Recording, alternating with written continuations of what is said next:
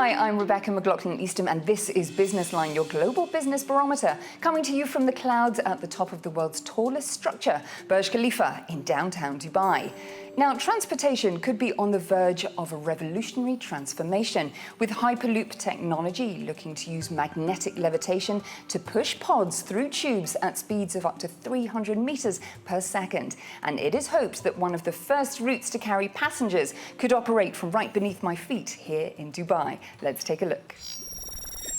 So I'm very pleased to be joined by Harj Dhaliwal, who is Virgin Hyperloop One's Managing Director for the Middle East and India. Harj, thank you very much for joining. Absolute pleasure to be here. What is Hyperloop technology and how does it work? What Hyperloop is effectively, it's fascinating, it's a crossover from space, aerospace, and high-speed rail engineering. We have a tube, but we actually take the air out, which is like flying at the edge of space. Within that environment, we place a vehicle, we call it a pod. That pod is then levitated using electromagnetic levitation.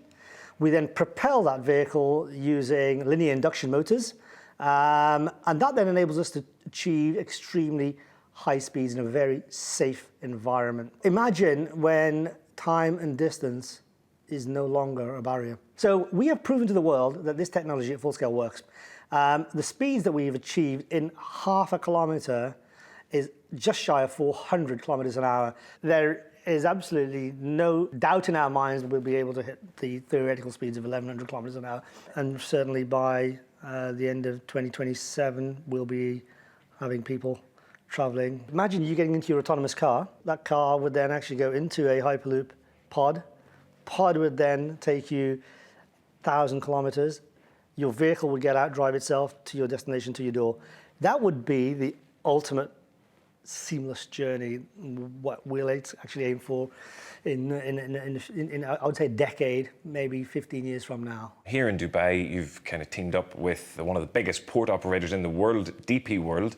Can you tell us more about that collaboration? And the vision here is to have a connected Gulf, and that means to be able to travel from Abu Dhabi to Riyadh 48 minutes, Dubai to Abu Dhabi in 12 minutes. I think the real collaboration has come about in the vision of DP World for the future of global freight.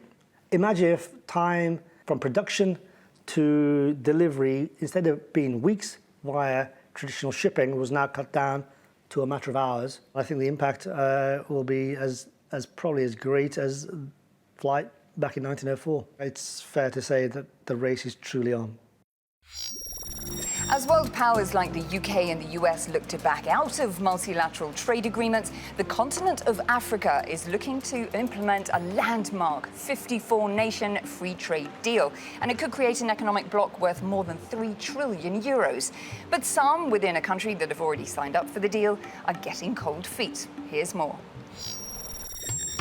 The African Continental Free Trade Area aims to create an economic bloc worth over 3 trillion euros, boosting trade among 54 African nations, which stood at just 17% of exports in 2017.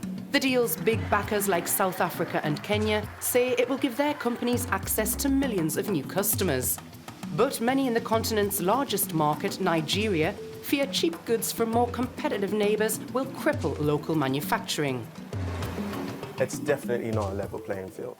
And it's to me, I consider Nigeria the lion of Africa. We have the largest population, we have the largest market. So it feels like we're given so much for not enough. Nigeria's economy, with its GDP of nearly 400 billion euros and a population of 190 million, belies major weaknesses. Namely a heavy reliance on crude oil exports, major smuggling operations, and poor transportation infrastructure. Harmonization of the custom arrangements and technical barriers, I think these are something that have to be negotiated among the participants in the agreement that will try to eliminate the possibility of increased dumping and increased smuggling. To make the most of this free trade deal, it's estimated that Nigeria would need to invest about 13.5 billion euros annually to update transportation and power networks. But it could be a small price to pay for a greater industrial capacity. Africa has to have its own industrial capacity to be able to take advantage of a $3.3 trillion market with the Africa Continental Free Trade Area. If Nigeria slow pedals implementing the New Deal, there's concern it could get scuppered altogether.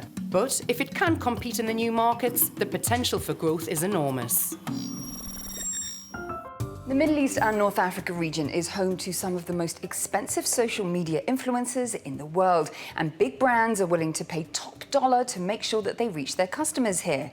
But now the United Arab Emirates has brought out measures to make sure that they have a license to influence. What does it mean to really influence? For Saudi Arabian fashionista Al Anud Badr, it's all about impact, and that's what she's had for more than a decade.